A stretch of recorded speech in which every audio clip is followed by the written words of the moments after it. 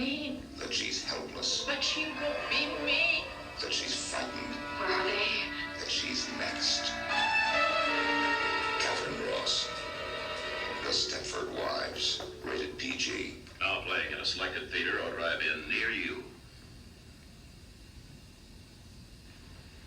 This little can of Underwood Deviled Ham is made with whole hams and natural spices, so it's got a big flavor that goes a long way. Mixed with relish, mayo, and celery, it makes zesty tasting meat sandwiches for less than 25 cents a piece. And for even more value, look for Underwood supermarket displays telling how to get 50 cents worth of free soup. Underwood Deviled Ham is a little can that goes a long way. Tomorrow on the 3:30 movie, Elvis Presley turns Seattle into a musical happening. See, 1 minute there's something in this eye, and the next minute there's something in this eye, and it goes back and forth. Goes back and forth. Well, if you look a little closer, maybe you could see what This way, please. It Happened at the World's Fair stars Elvis Presley. The 3:30 movie for Friday. Tomorrow here on Channel 7. See it on Channel 7 KABC TV, Los Angeles.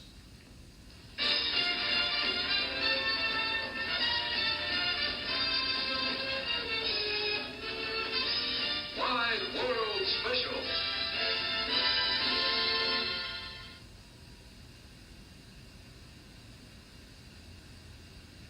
Evening. Yes.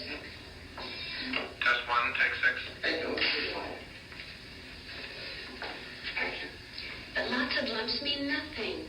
I mean, some are only cysts, aren't they? Yes, but this one wasn't. The doctor took a biopsy, said it was malignant. Oh, Jennifer, how awful. It's pretty hard to take. They're going to have to perform a mastectomy.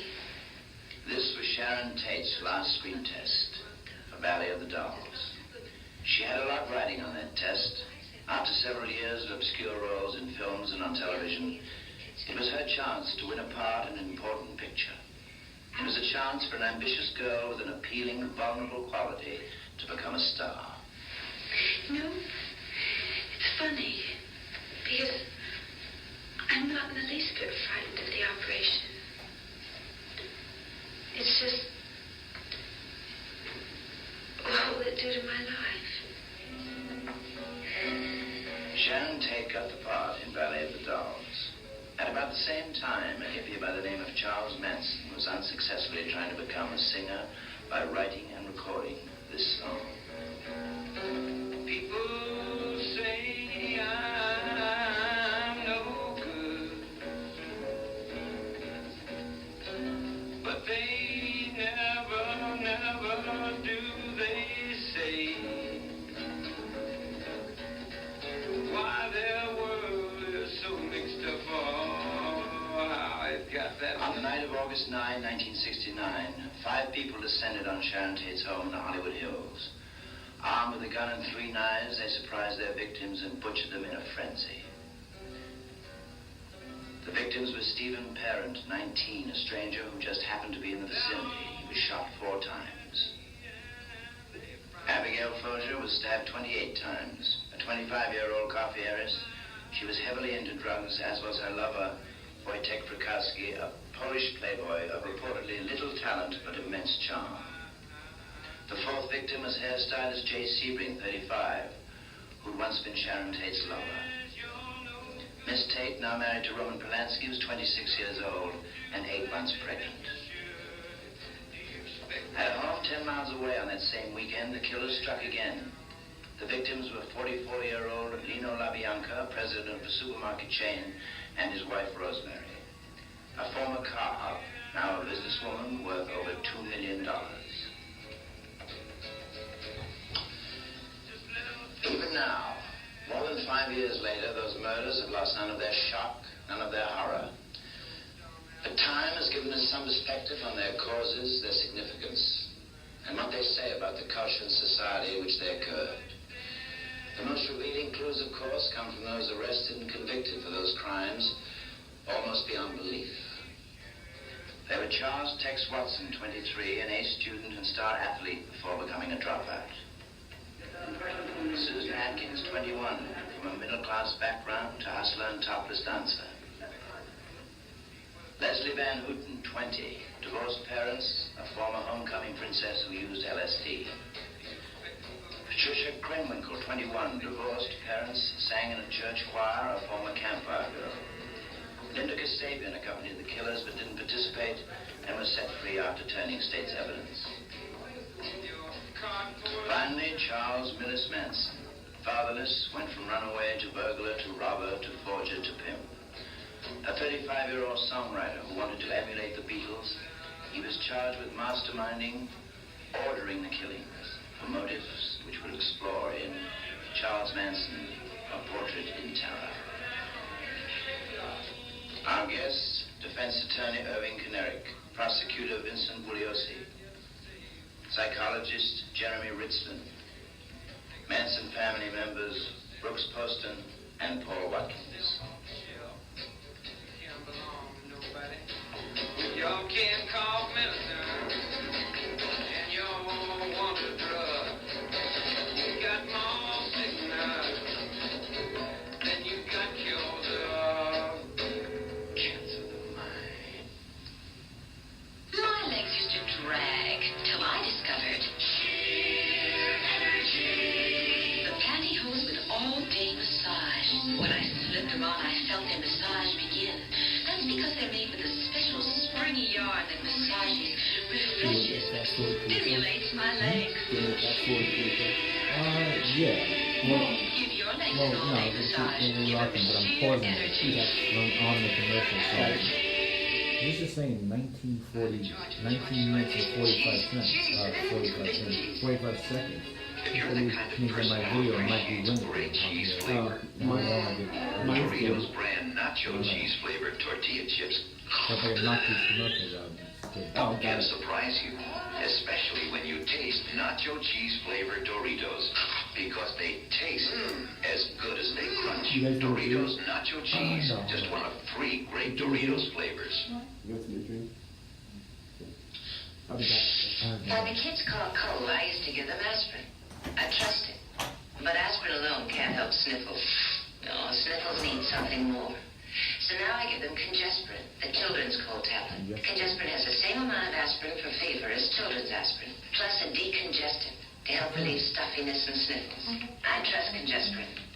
It helps more than aspirin because it is more than aspirin. Why is a pretty nose like you need powder? This cold has me all red. Pardon? For stuffy noses and sinuses, try 4-way nasal spray. Oh, really? 4-way's fast-acting formula starts to work in seconds. Gives you the fastest decongestant relief possible for noses and sinuses. That's a blast. Yes, it is, Miss Nose. This is nose. What? Available in regular and mentholated.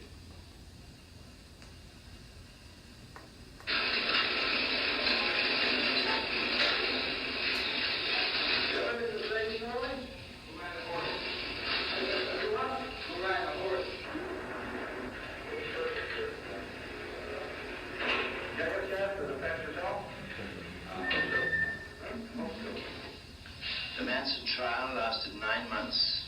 During that time, these were the many faces of Charles Manson, who said, I may have implied that I may have been Jesus Christ, but I haven't decided yet what I am or who I am. What was it like to be a member of Charles Manson's family and under his influence? The answer to that may be much more significant than any court decision, because it throws light on what can happen in the darkest recesses of the human heart and mind. Now a member of his own rock group called Desert Sun, Brooks Poston, at 18, was a Texas dropout and a Manson follower. His testimony helped convict his former guru. Brooks, where did you come to meet Charles Manson? I met him in Los Angeles, and then on Sunset Boulevard. I was living with Dennis Wilson at the time. Yeah, how come that he got involved with such a highly successful recording star like Dennis Wilson? Dennis met the girls first. And he picked him up hitchhiking. And I think they told him about this wonderful fellow, Charlie. And then he expressed an interest to meet him, or they just brought him on. Because of his music, or just generally? Well, it probably looked like a really great place to live.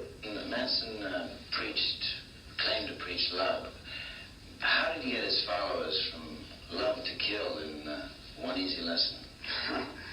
Well, it wasn't one easy lesson, that's for sure. It was a slow, gradual process of changing the realities that the people in the family had when they were young, or when they first got to the family. They saw life from one particular point of view, the one that they had grown up with. And then a little bit at a time, Charlie changed that point of view by making another point of view for them to look at.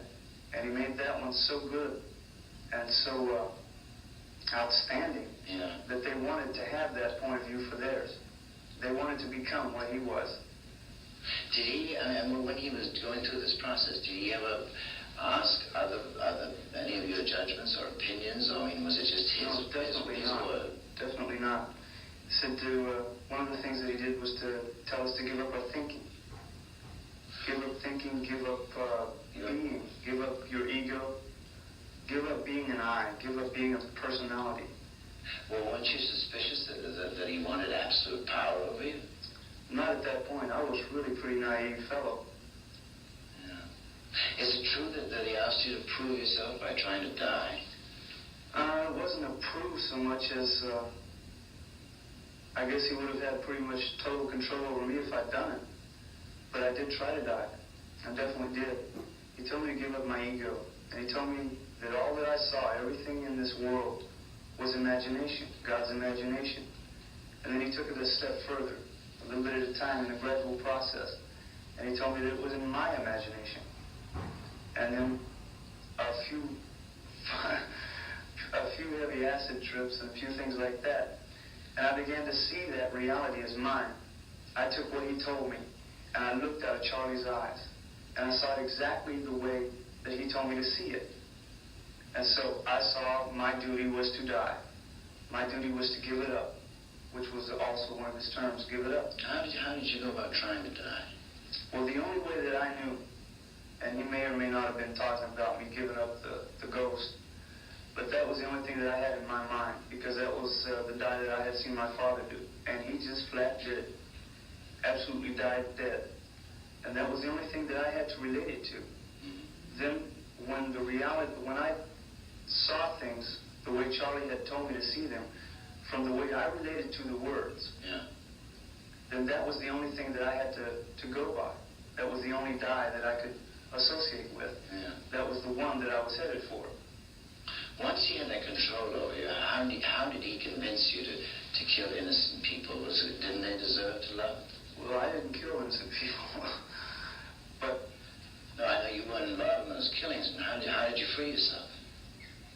I freed myself because Charlie freed me inadvertently. He left where I was, and I didn't see him again for 8 months. In that 8 months' time, I was able to put my attention on something other than all of the programs in the family, than the doctrine and the dogma that Charlie laid down. Something other than Charlie, to regain Brooks. Because for a long time it was not all right to be Brooks. Brooks was the last thing I wanted to be. Brooks has lost his identity completely almost. Yeah, that was the object. To give up totally. Give up my thinking. Give up all questions. Don't question anything. Don't ever look at anything in any way other than the way Charlie would say it. It's the old nonsense. Total object. Did he ever ask you to kill anybody? Yeah, one time. He was up in the canyon. This was after the 8 months had gone by that I hadn't seen him. And he came back and he told us a few stories. One of the first ones he told us was about killing somebody that I knew, Shorty O'Shea. And I thought, well, this must be some kind of a far-out trick to get me back into the family. This is a nice ploy, but I don't think, man, that's not Charlie. Charlie was all sweetness and light. So I didn't go for it right at first. And then he kept coming on a little stronger and a little stronger with his death games. And death, all the time death, whereas before, it hadn't been so much on the outside world as dying. as everybody in the family giving up that kind of die. So now he changed it, and he started talking about killing people, other people. And he told me if I was with the family, that I would take a knife, which he had in his hand, a small like, little knife. Yeah. And walk to Shoshone, which was 60 miles away, go in the sheriff's house and cut his throat. And I looked at him, knowing that if I said all right and didn't do it, then I had opened the door. And it was just like asking to be killed. And if I said no, then I told him, no, I'm not with the family. And then I would have been killed. Either way, it's a double-headed question, so I didn't say anything. Didn't he say that he loved Christ, that he was Christ? Never in so many words. He implied it in a lot of ways. He had a lot of gestures when he would tell stories. And he told a story about an acid trip one time where he was on acid, and he laid down on a mattress, and all of a sudden this acid took over. And he was laying down on his back with his arms outstretched like that. He felt incredible pains. And he went through the whole trip, and he said there was a girl named Mary at his feet crying.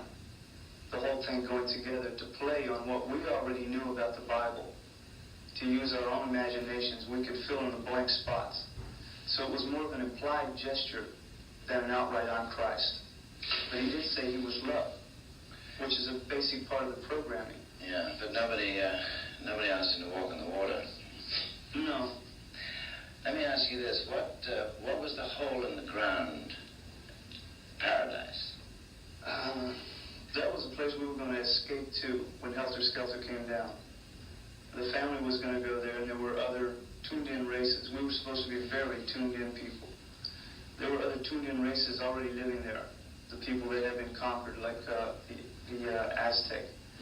The nice, peaceful people had just vanished from the face of the earth and gone underground where they were living. And it was supposed to be a cavern that would hold everybody and have a river of milk and honey and trees with 12 different kinds of fruit. Everything was straight out of the Bible. And at first, I'm sure most of us were alike in looking at it. It sounded, well, it's all right, but, is it real? But then you look at Charlie, and if in your head Charlie equals Christ, and you hear Christ telling you that there is a cavern underground, then the next thing to do is turn that equation in and say, well, that means it's there. We're going to look for that hole. What was your background before this whole thing? I lived in Texas, and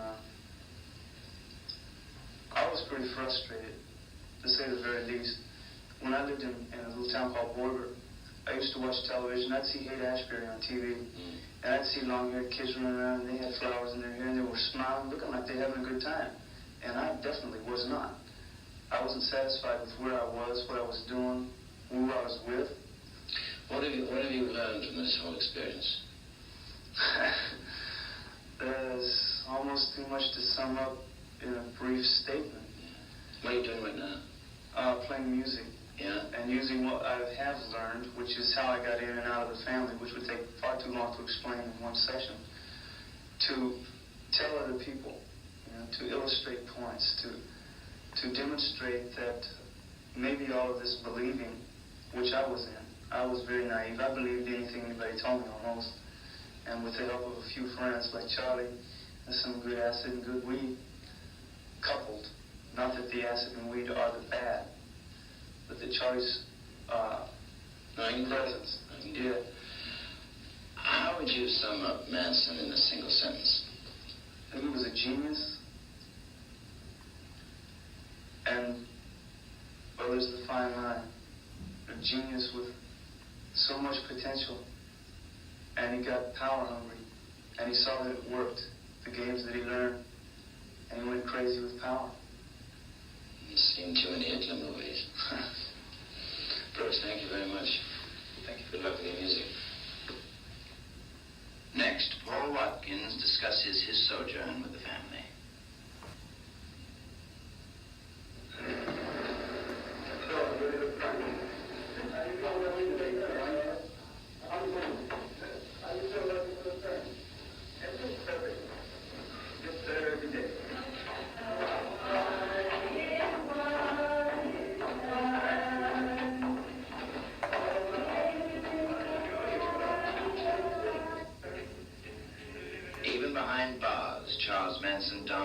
follows. They echoed his moods, his appearance, even like him, mutilating their own flesh. Another member of the Manson family was an 18-year-old California youth whose testimony was a powerful link that condemned Charles Manson, Paul Watkins. Paul, what role did you play in the Manson family? I played the role of one who came in that had already experienced quite a bit of LSD and the hippie way of life. I wasn't blown off my tracks by the whole thing, more or less. And I also had a particular value to Charlie, as that was I got along well with his girls. And he saw me, I was quite a bit younger than him. He saw me as being a lure for other young women. That gets played up quite a bit by the press. It has been in the last few years. It's not actually, that somewhat makes me some sort of a pimp. But actually it wasn't so. I brought a few girls to the family, and so did every guy that had girlfriends. My role was more or less one who couldn't figure out why this guy had 10 girls and wanted to stay around and find out exactly how that was possible. That's interesting. What was Manson's attitude toward these girls? His attitude towards them was that he summed it up to me like this. He says, this is a planet of women. We're aliens here. And you got to watch out because they'll tie you up and catch you up in their game. Otherwise, it's a very nice place to live. Strictly on account of them. Just to get back to what you said, before, why have so many girls around? Why have so many girls around? To do all the work. To just work. Well, not only that was I could see that he'd had a lot of girls around because he'd been in jail for so long and there weren't that many girls around.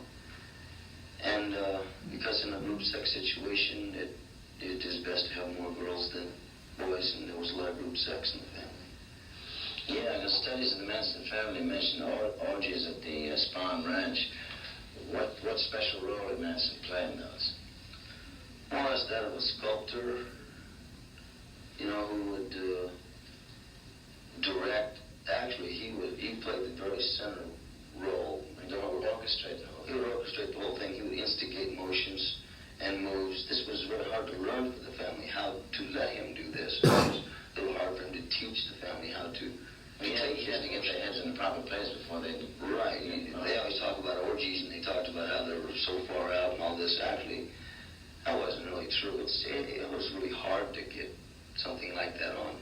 It didn't work too good at all. It never really worked the way we theoretically thought it was going to. Well, the way he wanted it to. The way he wanted it to, do you have in a group sense? Never did it? No, those odds are a little I'm sure. Manson claimed to preach love. How did he get his followers from love to kill? Well, that's okay. It sounds really absurd, but it can be done. I'll explain it to you. It goes, first of all, you can say, well, I love you. And if you love me, well, will you light my cigarette? You say, yeah. Well, if you love me, would you kill me if I ask you to? Do you love me that much? Okay, you love me that much? Well, then, would you kill someone else if I ask you to? See, it's a progression. Yeah. It didn't happen as fast as it just happened now. It happens over a period of a year or two. Slowly. And then also it's a matter of removing the programs. You have to go deep, and this is where LSD comes in very handy. You go very deep and take those programs out. This is where I saw some real damage being done, potentially, when I watched Charlie doing this. He would go right in and take say you have the thou shalt not kill in there when you're 3 years old. Mm-hmm. You go right in there, take that out. This is where he used Scientology processing to go in and reprogram a mind. Now, the person who's having this done to is not really even aware that he's been reprogrammed, or that a program has been removed from his early life. When he is. Yeah, it's heavy. When you were under acid and the other kids, was he under acid too? Was he in total control? Both. He took acid and he was usually under control. I did see one trip, and I was the one who gave out the doses of acid, and I saw to it that everybody took 2 hits, and it was very strong. Charlie did lose it on that trip, but usually he would take a little. Everyone took a little or more than he did. Sometimes. Yeah, that's the point. He never lost control. He was good. That's just most definitely. Well, what did all this have to do with his plans for Helter Skelter? I don't know to this day that most of what I went through had anything to do with his plans for Helter Skelter, although I did see a pattern. Like I say, I saw it as being dangerous when I saw him removing his implants and making killing all right. I saw it from a point of view of having your head together and being able to be at peace with yourself, that one should get to the point to where he wasn't hung up about anything. But then I saw that once these programs were removed, it would be easy to program that person to kill because they didn't have an anti-program against killing. And so that's why it hit me so hard that Charlie, that's why I left the family. I saw he was going to kill, and I saw it was very, very possible that they were too. Yeah, you weren't involved in those killings, we know that. But how did you free yourself? I just left one day. Charlie told me he was going to show Blackie how to do it in Helter Skelter. He said, Helter Skelter's not coming down the way it should. I'm going to have Blackie how to do it. Because the only thing he knows is what Whitey told him. This is what Charlie would say. So I knew what this meant. And so I left. I went to the desert. Brooks was there. And I got to talking with him. And this other guy, Paul Crockett, was there. And he got to asking me questions. And it made me look at myself. And I had a feeling like, I got to get back to the family. I got to go back there. But yet, I loved where I was. I was in the desert. I was happy. I didn't want to be in the family. It was crazy. It had gotten absurd. The motorcycle people coming in. Helter Skelter was getting out of hand. We weren't making love anymore. And so I went back and I asked Charlie to release me of all his agreements. All the agreements that we had in common. But then it was a matter of years sorting out my head. That's really where I got. Let me ask you this, because back in old gangster days, you could never leave a gang, because...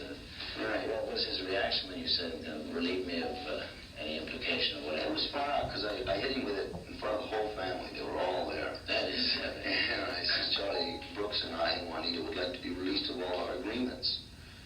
He said, oh, sure, fine, I'll release you of all your agreements. So far, I was gone the next day, and I saw him a couple months later after the murders. He came up to Barker Ranch, and the first thing he said to me was, no, I don't release you of all your agreements. I said, it's too late, partner. How would you sum up Manson in one single sentence? Oh. I would say that he was a very potentially powerful man, that he had something, most definitely had something very powerful and beautiful, and that he abused it, and that possibly the power got to him and he became power mad with it. Got off the track with it. I said possibly he could have done beautiful things. I saw that he could have done beautiful things. Paul, thank you very much. Thank you. Good luck to you. Roman Polanski talks about the murders, and District Attorney Vincent Bugliosi discusses his prosecution of the Manson case after this message. That's rare that Polanski's on I got bitten by that 24-hour bug the other day. I brought it right home to the family. One by one, everybody in the house got that bug. The cramps, the nausea, the common diarrhea. We felt miserable. Thank goodness for Pepto-Bismol. Pepto-Bismol coats, soothes, protects. It relieves that nausea while it controls the common diarrhea. It helped us get through bug time with a minimum of misery. What do you say to your mother when she brings you some Jell-O pudding? And what do you say to your mother if she brings you a second? I'll bring her Jell-O pudding. Thank you, Mother. And what do you say to your mother if she brings you a frog and puts it in your face? Thank you, Mother. If you've got kids, you've got to have pudding. And with Jell-O Brand Instant, you can have it ready in 10 minutes. Thank you, Mother, dear. Remember milk chocolate when it was creamy and smooth and thick? Well, For over 100 years, Cadbury has been, and still is, like chocolate used to be. Solid or filled with wonderful surprises, like nuts and raisins, caramel and peppermint. So, how can you say chocolate if you never tasted Cadbury? If you never tasted Cadbury, you haven't tasted great chocolate. I'm so congested I can hardly breathe. Use Dristan Nasal Mist. Dristan is a combination of ingredients you don't find in the plain decongestant spray. Dristan does more to relieve nasal congestion. Look, both the other spray and Dristan open occasional clogged passages, but Dristan does more. Dristan helps dry up sinus areas with a special antihistamine the other spray does not have. Dristan does more to relieve nasal congestion. Dristan, nasal mist or vapor spray.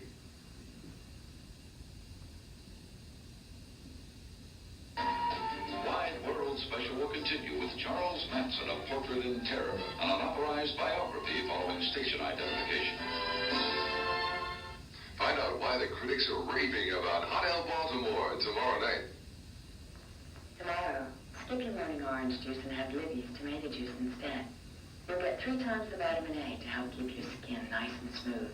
You'll get vitamin C, too. 6 ounces at breakfast give you 40% of the recommended daily allowance. And you get half the calories and half the carbohydrates of orange juice, which is nice for your figure. Now you know why a beautiful woman has never been called an orange.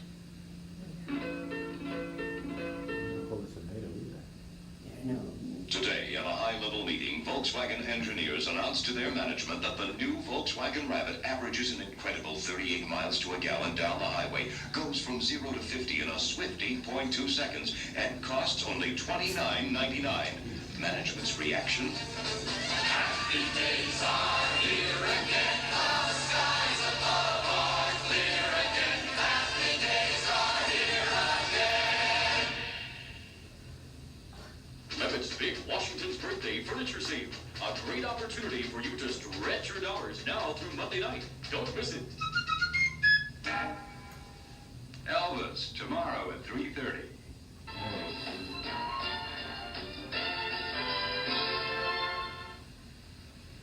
Hi, Mr. Ross. Here's your order. Thanks, Joe. We'll see you. Goodbye. Okay, Joe, let's go. When you take home Kraft Thousand Island dressing, you can be sure it's made with 100% natural flavors. It's sweet with real bits of pickle relish, rich with golden egg yolk, spicy with red pepper, and tangy with sweet onion. Rich, thick Kraft Thousand Island dressing. Because at Kraft, we think salads ought to be fun. Test your shopping skills. We're preparing a main dish of 1 pound of hamburger, golden macaroni, sizzling cheddar cheese sauce, and special seasonings. It tastes as delicious as it looks. Now, what do you think this costs per serving? $1.25, 75 cents, 57 cents, 35 cents. The answer is, with Hamburger Helper, less than 35 cents a serving, including the cost of the hamburger. Hamburger Helper, 9 delicious ways to fight inflation. I can tell you the last few months, as much as the last few years I spent with her.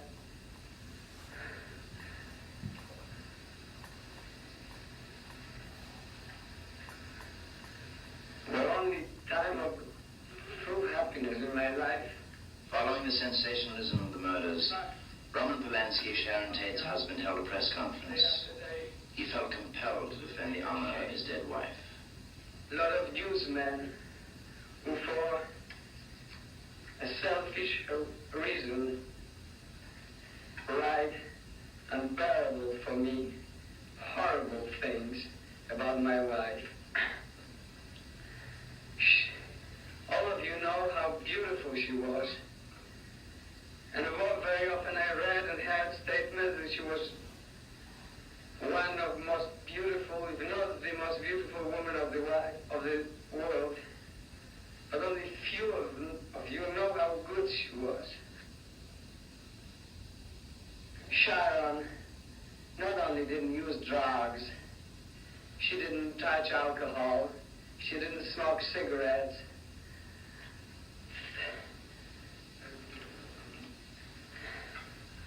She was vulnerable.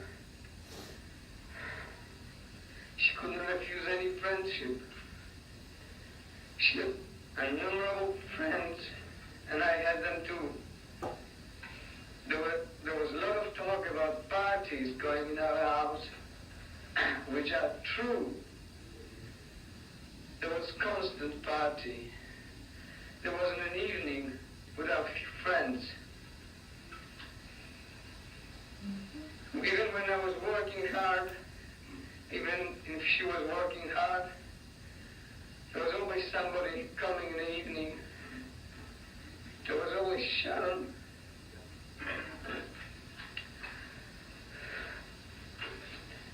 Waiting. I'm sorry, I'll stop for a moment.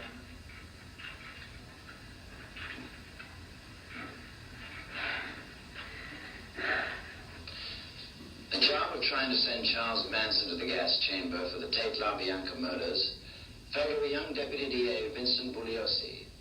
Bugliosi has just written his account called Helter Skelter. The book reveals Mr. Bugliosi as a shrewd, tireless investigator who spent up to 100 hours a week for nearly 2 years to nail Manson, and did. Mr. Bugliosi, you have a book on the bestseller list, which you wrote in November. It just came out, Helter Skelter, which, by the way, I read over the weekend. I think it's excellent. It's been more than 5 years since those murders. Why the continuing, almost morbid fascination? I think, Peter, the reason is that these murders were not like any other murders we've probably had in the annals of American crime. Your typical mass murderer is someone like Speck in Chicago, Corona in California, Whitman gets up on the tower in Texas and mows down 12 people. Basically low intellect, skid row, drifter types who flip out and they go on a murder spree and they commit the murders all by themselves. Manson, on the other hand, is a very bright guy, an IQ of about 121. He did not commit the murders himself. He had this incredible ability to get other people, this power to get them to murder for him at his command. And who were the killers? Well, they were kids from average American homes, young girls and boys. And it was an incredible family, a group of people. Just one question before I forget it. How is it possible for him to control these young people that you're talking about? Excuse me, to kill absolute strangers for him? Well, I think there were many factors that went into play. He was their king. They were killing for him. They were trying to please him. Also, I think a common denominator among all the killers is that they had a deep-seated hostility towards society before they met Manson. And you might say that Manson was the catalyst that translated this pre-existing rage into violence and ultimate murder. Also, I think he depersonalized the prospective victims in his family's minds. They were symbols of the establishment. They weren't human beings. Of course, it's easier to stab a symbol than it is to stab a human being. And believe it or not, Peter, and I think you might find this interesting, being an actor, there was a certain amount of theater involved in these murders, as there frequently is when you have killings and death on a mass scale. Hitler dressed up 80 million Germans in costumes, basically, and at least in the dying gasp of the Third Reich, had them act like they were performing in some type of a heroic, bloody Wagnerian opera. The people of London performed very heroically under a hail of bombs in the Second World War because Churchill cast them in the role of heroes. Right. And they performed their heroic role on a stage lighted by a burning world city. Manson convinced his, you might call them bloodthirsty robots, that actually they were heroic historical gladiators whom he was sending out on a glorious mission to start a worldwide revolution that would bring about a new and better social order. In that context, the act of killing isn't quite as difficult. Yeah, well, actually his purpose, I thought, was to start a racial war. Yes, but it was a worldwide war between blacks and whites. He got this out of Revelation 9. He said the Beatles were talking to him through the lyrics of their songs. And the title of the book, Helter Skelter, this was a name that Manson gave to this black-white war which he was trying to start by framing black people for the murders. And he had many sophisticated ways he was going to do it. The most obvious way was when he had Linda Kasabian plant Rosemary LaBianca's wallet in a gasoline station restroom in the black community of the San Fernando Valley. He was hopeful that a black person would find the wallet, use the credit cards, get caught, and therefore be implicated in these murders. He was all dumb, was he? Those two words, I might add, were printed in blood. Helter Skelter. Those words were printed in blood on the refrigerator door at the LaBianca residence. And that's the title of a Beatles song. It's called Helter Skelter. Take it. During the trial, Manson would sometimes rap with you off the record. say? Well, he'd say things like Hitler had the right answer for everything, that Hitler was a tuned-in guy who leveled the karma of the Jews. With respect to our conversations, prosecutors normally don't talk to defendants. But this was the longest murder trial we've ever had, 9.5 months. And Manson knew that I couldn't use anything he told me against him because he wasn't being advised of his constitutional rights. And I wanted to gain an insight into this very evil guru so that if and when he took the witness stand, I'd be able to crack him on cross-examination. So we had many conversations like this, perhaps the most revealing of which is when he told me that he couldn't care less for these girls. He says, I'm the most selfish guy in the world. And here these girls looked up to him as Christ. They thought he was Christ. They were willing to murder for him. They were willing to go to the gas chamber for him. And he's telling me he couldn't care less for them. He admitted to being a sexist. Pardon? He admitted to being a sexist. Oh, yeah. He was not only a racist, but to him, women were totally subservient. And the girls in the family, their sole purpose in life was to cater to the men and to have children. Did Manson ever try to psych you out? At the beginning of the trial, we had a staring session. He was always staring at people. And he and I went at it for about 20 minutes, and he didn't budge, and I couldn't afford to budge. He was trying to gain control over my mind. Was it true that he really had piercing? Yeah, it's kind of hypnotic, Hitlerian-type eyes, and finally he started to tremble, which he frequently did when he got nervous. So I moved my chair over to him. I said, what's wrong, Charlie? He says, well, you think I'm an evil guy, and I'm not. He says, I wouldn't step on a flower. He says, I like animals. And I said, well, that doesn't really mean too much, Charlie. While the furnaces were stoking at Auschwitz, Hitler in the rarefied atmosphere of Berchtesgaden and the high up in the Bavarian Alps was very concerned over the health of his dog Blondie. So the fact that you like animals really doesn't mean that much to me. So we rapped for quite a while. And finally, I told him that I'd like to have a conversation with him on the witness stand. I may have overplayed my hand. I was always goading him and challenging him to take the witness stand. Did you have any sympathy for Manson himself? I mean, as a human being, for his tragic background? Well, I'm able to sympathize with Manson as a child. He had a very deprived, fractured childhood. His mother was a woman of loose circumstances, lived with a succession of uncles, didn't care for him at all. But many people had deprived backgrounds like Manson and didn't end up mass murderers. As an adult, of course, he's an extremely evil guy, and I'm able to dichotomize in my mind for his childhood, for which I do have some sympathy, and his life as an adult, for which, of course, I have no sympathy at all. More about Charles Manson next. My opinion, the thicker the steak, the better. The same with the sauce. Thick like Heinz 57. Hi, I'm Chef Mike Roy. Put Heinz 57 next to this other leading steak sauce. See, this sauce is thin, runs, separates. But Heinz stays thick and rich with a spicy flavor you can get your teeth into. Heinz 57. The thicker, the better. We're twins. We're exactly alike. Except I use liquid bath oil. I use Calgon bath oil beads. Moistening liquid makes my skin feel soft. The moisturizer in Calgon bath oil beads makes my skin feel just as soft. And there's one big difference. Calgon leaves just enough oil. Watch. Well, liquid oil doesn't leave. Look what liquid oil left on your skin. Gee, can I borrow your Calgon? Calgon bath oil beads. When you want to feel soft, not slippery. This is a Kimby's. The old diaper shaped inside with these exclusive folds that keep wetness from spreading. Would you help me? Would you? Okay. Pour that water right in there. Right. All the good stuff right in there. You go, the whole thing. Now that's a lot of water, right? Is it? Yes. That's probably more water than a diaper's supposed to hold, right? Yes. You're kidding me.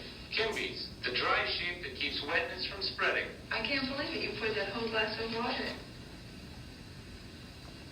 A recent nationwide survey asked independent TV service technicians about color TV. Here's what happened. This brand was named more than any other as the color TV needing fewest repairs. This brand was named as having the best picture. And this brand, the color TV they would buy today. The names, Zenith. Zenith. Zenith. Shouldn't your next color TV be a Zenith?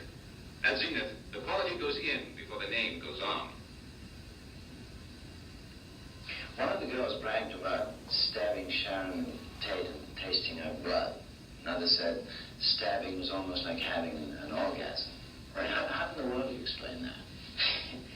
we're going to have a psychiatrist on the show later. He might have an answer for that. But he actually converted these people, as I say, into bloodthirsty robots.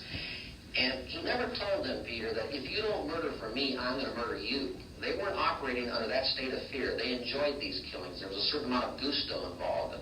Many of the wounds were post-mortem wounds. There was 169 stab wounds.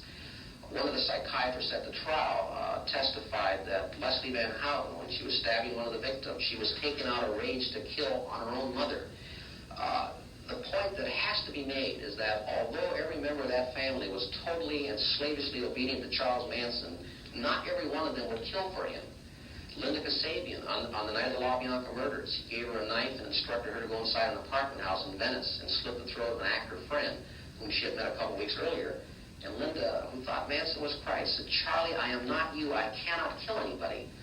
Those that did kill for Manson, in my opinion, they already had that rage to kill, and he's the one that brought it to the surface.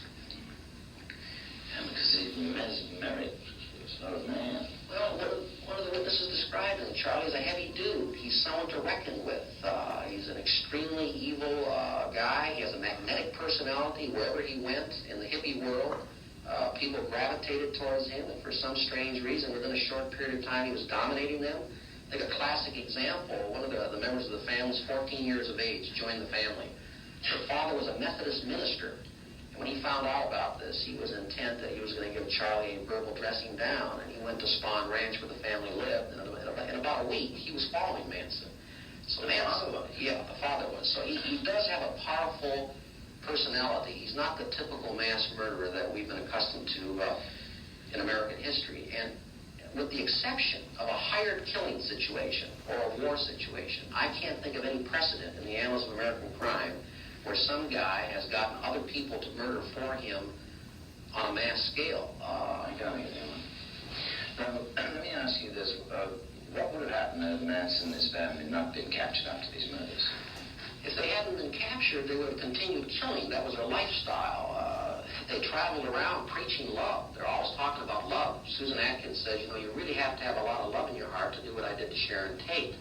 So their whole lifestyle was killing.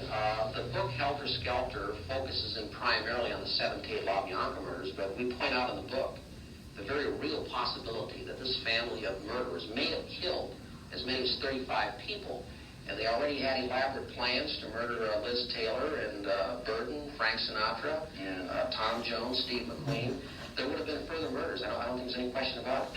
During the trial, other Manson followers were on the loose. Yes. Were they dangerous? Are they dangerous? No question about it. During the trial, look what happened. One of the defense attorneys, Ronald Hughes, vanished from the face of the earth. His body was found later on in a decomposed condition in the forest in Ventura County. And subsequent to that, a member of the family said that Ronald Hughes was the first of the retaliation murders. One of my star witnesses, Barbara Hoyt, the girls on the outside, they talked her into going to Honolulu. They checked into the Hilton there, and eventually they gave her an LSD-laden hamburger. And drove her wild. She started running through the streets of Honolulu. She almost died. She came to, and their plan backfired because initially she was somewhat reluctant to testify against the family. But when they tried to kill her, then she came back to L.A., and she was one of my star witnesses. Did the family ever threaten you during the trial? Yeah, I was on Manson's death list, and I had a bodyguard for about a year and a half. And even though he did threaten to kill me, for some reason he always wanted to rap with me. Are Manson's followers dangerous now, do they? Yes, Manson is in Folsom. He's serving a life sentence. Originally, Manson and his followers, as you know, were sentenced to death. But the U.S. Supreme Court abolished the death penalty. They made their ruling retroactive, so now Manson is serving a life sentence. There are still 4 or 5 girls, hardcore members of the family, with X's on their foreheads, still thinking that he's Christ. They're living in Sacramento, which is about 30 miles from Folsom, and I think potentially they're still very, very dangerous. So there's a story that one young deputy DA got friendly with these girls in this up around where they're living now, and his wife baked cookies for them, and he said that the group was beautiful. I mean, well, it's a strange group. If you ever read Eric Hoffer's True Believer, these people are right out of Eric Hoffer. They're personable. They're very friendly. They can sit down and talk to you the way I'm talking to you right now. And they're very disarming, and they fooled quite a few people. Manson's a con man. I mean, how many psychiatrists did he con in the 23 years that he's been behind bars? So it's a strange thing. They're very friendly. They have a smile on their face, totally impervious to reason.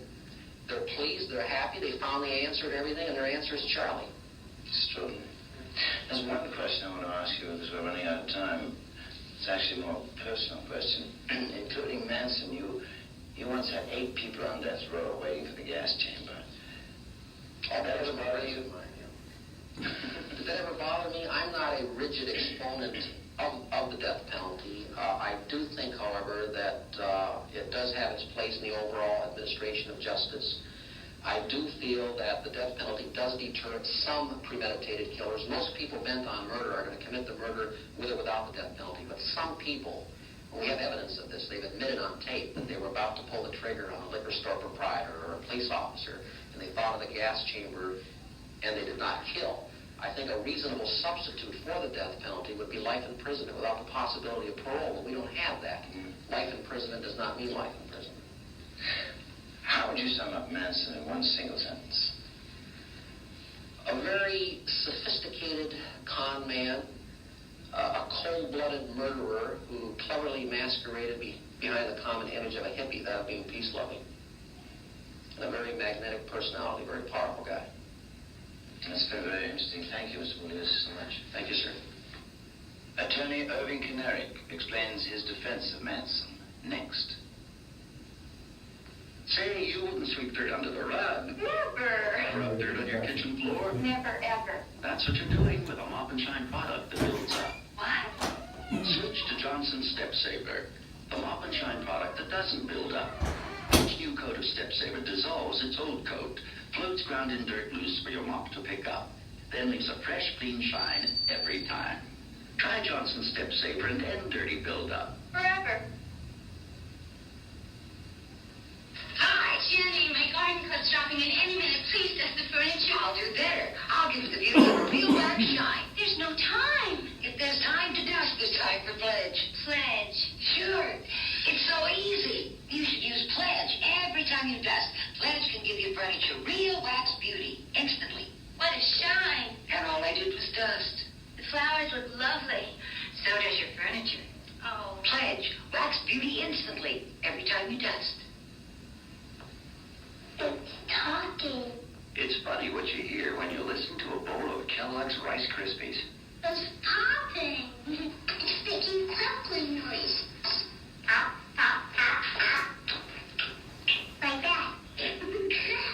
Kellogg's Rice Krispies, the world's only talking cereal, and a crisp, nutritious part of your complete breakfast. It's time to put Snap Crackle Pop into your life. Listen for yourself. By the way, why is the wilderness more desirable for you now than perhaps the ordinary life that we all have? Well, I really do nature. Linda Kasabian accompanied the Manson killers but didn't participate and became the star prosecution witness. After which she was freed and reflected on what she learned. How do you describe hippie now? What does that mean, if it has any meaning? Yes. Well, my definition of a hippie was a person that was down to the earth, that wanted to get back to the land, and that their sole purpose was to get to God. Does that kind of life have any meaning for you anymore? Will you continue that mode of life? As being a hippie, to my definition? Yes. To defend Manson and his family for such bizarre and brutal murders took no small measure of courage. Manson's lawyer was Irving Kinerick, a wily veteran of hundreds of court battles. Kinerick says Bugliosi fought as if he personally were on trial. Mr. Kinerick, you claim Manson is innocent. Why couldn't you convince a jury of that? Well, Mr. Manson was lynched by public opinion. Before the jury came in, they'd had their minds made up. They knew what the verdict would be. For instance, one of the jurors, prospective juror was asked, and he hadn't heard a word of evidence. He was asked, do you believe in the death penalty? And he said, not in this case. I believe in torture and then death, and he hadn't heard a word of evidence. Excuse me, you said that the jury was afraid of Manson. But if they were afraid of retribution from his family, they'd have freed him, not convicted him, shouldn't they? No, I'm not saying that the jury was afraid of Manson. What I'm saying is the publicity. You see, in the ordinary jury trial, after the jury tries the case, they recede into anonymity. In this case, these jurors were on the national or international scene for many months. And so this conditions their thinking. Did you try for a change of venue? Oh, yes, we made a motion for change of venue. You told the jury that Manson was being persecuted in large because of his lifestyle, because he liked girls. Now, are you telling us that he was incapable of murder? What I'm telling you is that all of that was irrelevant. He was capable of killing murders? No, his lifestyle, the fact that he likes girls, the sex. They even used a sex orgy. They had Linda Kasabian testify to a sex orgy. Now, what's that got to do with murder? Nothing. Isn't it also true that he didn't like the way, when he didn't like the way that you were handling the case, that Manson threatened numerous times to kill you? Well, first of all, a lawyer owes an obligation not to, if I was your lawyer, I would have the same obligation. Not to reveal confidences, anything that has gone on in the attorney-client privilege within that context. And because you say that doesn't make it so, Mr. Lawford. Yeah, didn't you also, Manson in open court threatened the judge and tried to attack him and screamed, his head should be cut off? Now, let's put it this way. Does that prove murder? In other words, looking at that scene, what does that mean? Does it mean that a man is culpable, or does it mean that the man realizes the unfairness of what the prosecution has done in this case? I mean, the human species can only take so much pressure. And when you consider what they did, they deliberately structured the case with the mass media. So that Chief Davis, for instance, said that the case is solved. Now the jury's out there listening to that. They deliberately went out to capture that jury before the trial even started. Well, let me ask you this question then. I mean, do you include Judge Older in this? Because if you had such a strong case, and I have it here, if I may read it to you, this quote. Judge Older stated, I have come to the regretful conclusion that Mr. Kenerick appears to be totally without scruples, ethics, and professional responsibility so far as this trial is concerned. Now, why would you say that? Well, Judge Older is entitled to his opinion. Judge Older, however, is a human being like you or like I am. I can show you other places in that transcript where Judge Older made complimentary remarks towards me. But that really isn't the point. The point is, was the jury given evidence that entitles them to bring in a verdict against Mr. Manson? And that evidence doesn't exist. Judge Older's opinion, my opinion, really, they may be interesting chit-chat, but that isn't the heart of the problem. The heart of the problem is the evidence. Well, let's see that for a minute. Everyone knows lawyers cost a lot of money. Oh, my God. Which presumably Manson doesn't have.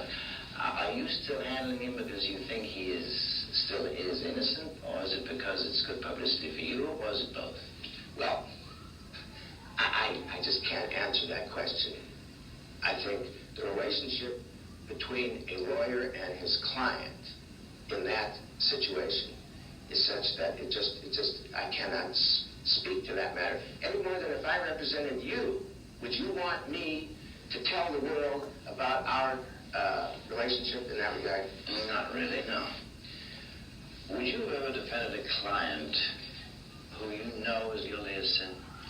The Business and Professions Code of the state of California says words to this effect, that when you defend someone, it must be a just cause, referring to a civil case.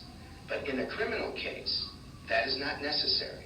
The Business and Professions Code makes it clear that in a criminal case, the guilt or innocence does not deprive a lawyer of the duty, in fact, to defend someone. Now, I don't want, by making that statement, to imply that there's any question, but what this evidence shows that Charles Manson is innocent. And furthermore, the burden's on the prosecution. At the risk of being facetious, and after listening to all the eloquent defense lawyers protecting their clients, did you ever wonder just who is committing all the crimes and murders in America today? Well, you have to look at each case individually. When you look at each case individually, you then come up with an individual answer. For instance, I'm sure you heard his case in New York, where this lady was accused of I think, killing 2 of her children. Ultimately, that lady was freed. There was an atmosphere around that trial where evidently that lady couldn't get a fair trial. Well, I'm afraid we're running out of time, but in just one last question. How would you sum up Manson in a single sentence? I would have to decline because I'm his lawyer. I have an obligation to a client not to go into that kind of situation. Mr. Kennedy, thank you very much. Right. Psychologist Jeremy Ritzlin analyzes the murders next on Charles Manson, Portrait in Terror.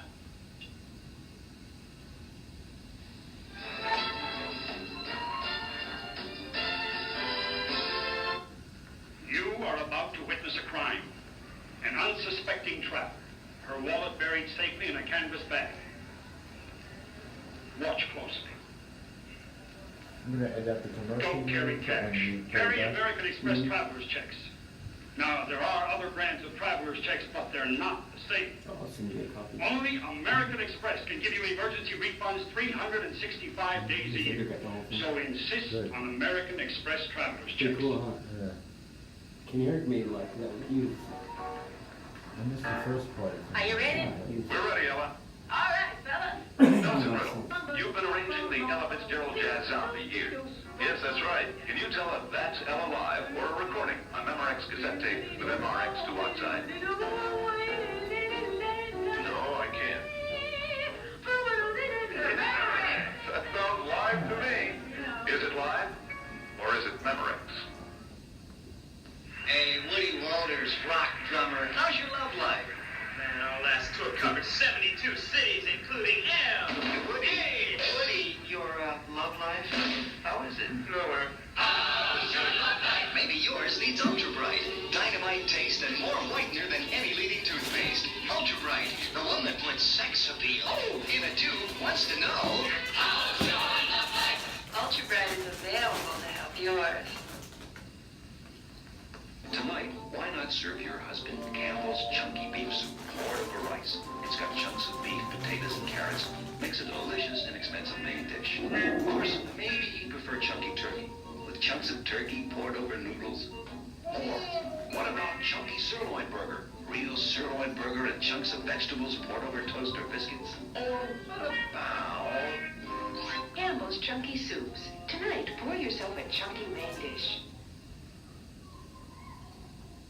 Wide World Special will continue with Charles Manson, A Portrait in Terror, an unauthorized biography following station identification. Robert Blake stars in ABC's new action-adventure hit, Beretta, tomorrow night. 6 or 3 or 1? That's the question when you catch the common cold. Then take 12-hour contact. You need 6 of these cold tablets 2 every 4 hours, or 3 of these cold pills 1 every 4 hours, or just 1 contact capsule for up to 12 hours continuous relief from sneezing, congestion, trips. For aches and fever, these contain aspirin. Contact doesn't. Your choice, 6 or 3 or 1. Give your cold to Contact. When I come home from school, I wipe my feet, kiss my mother, and get the Smuckers. Smuckers comes in a jar that tells you what flavor it is on the side and what's good on the side. The it's inside. Sometimes I don't wipe my feet, and I don't kiss my mother till later. With a name like Smucker's, it has to be good. Got room for a Hoffy? I'm a hot dog freak. That's why I love that quarter-pound Hoffy. Spicy, all beef. It's got to be the best hot dog in the world. Elvis, tomorrow at 3:30.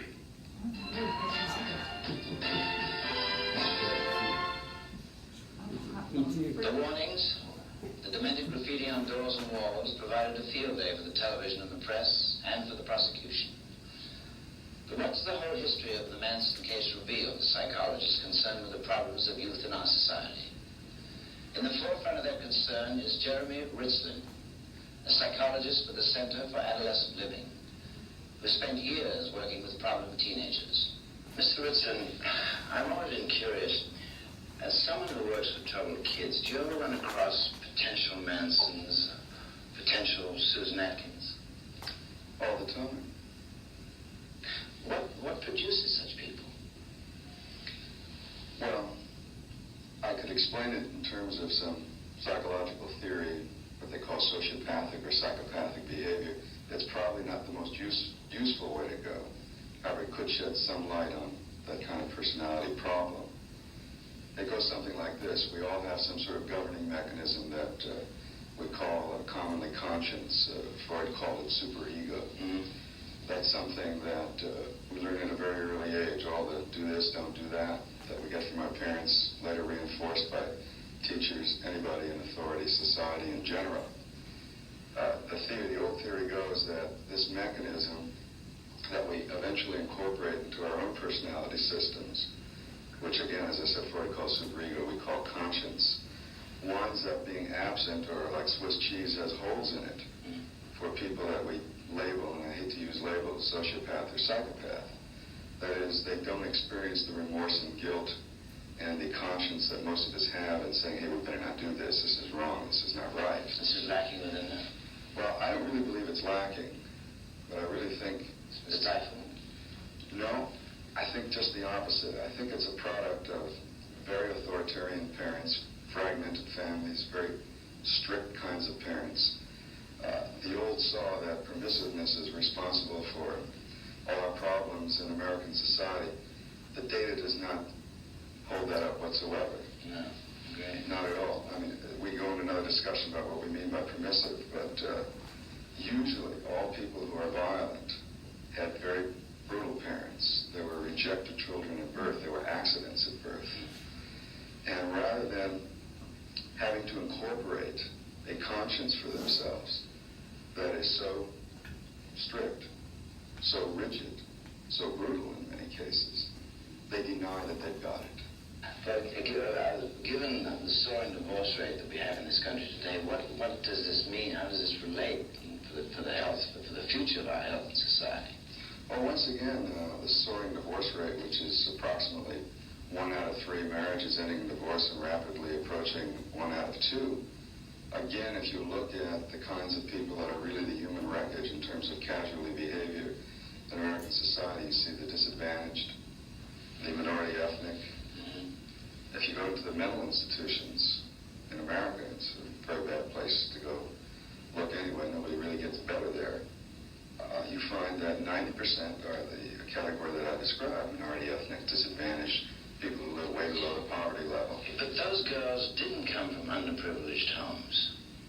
Now, where's the fine line? What makes a Patricia Krenwinkel or Susan Atkins? Well, if you go back to that period of time, we're seeing great social upheaval and change, people questioning morality, people questioning the kind of hypocrisy that many of these kids saw in their own families, loveless marriages that were staying together.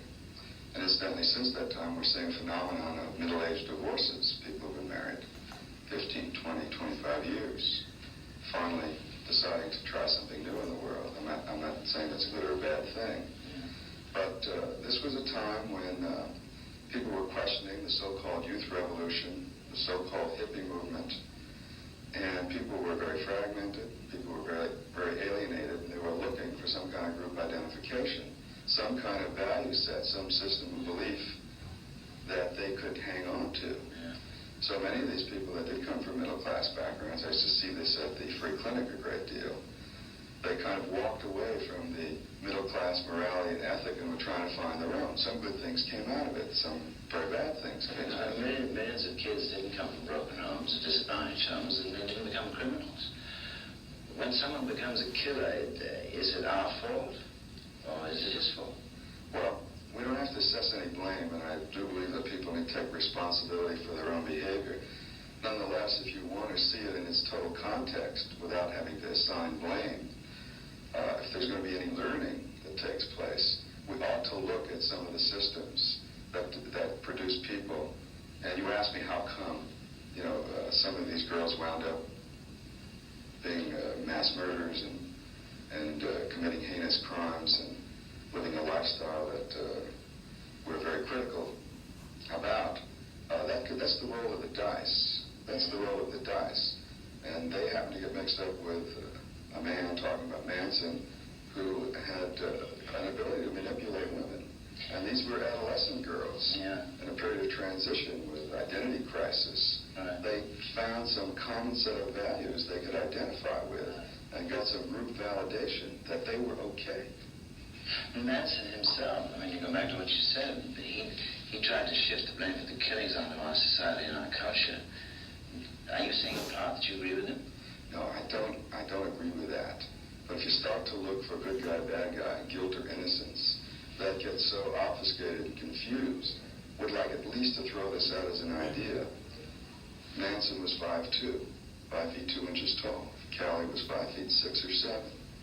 Sirhan, short man. Lee Harvey Oswald, short man.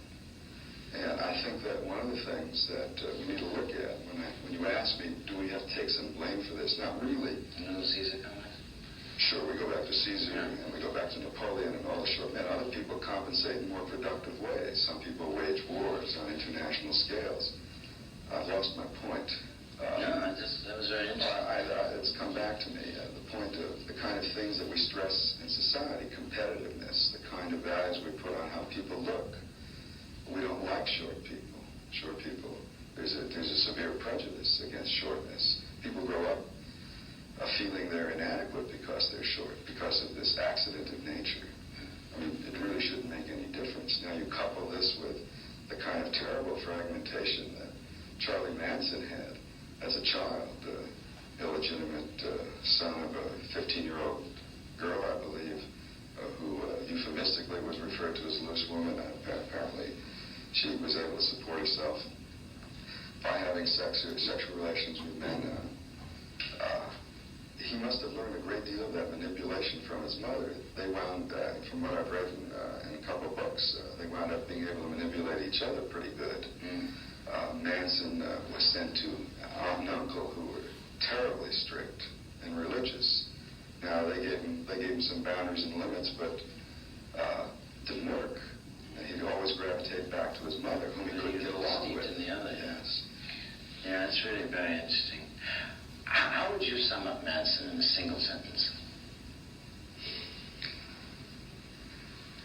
A powerless man who was a victim of his fragmented family, a failure in the school system and the criminal justice system. Yeah, it's really sad. Thank you very much, Mr. Hudson. Thank you, Mr. Lawrence.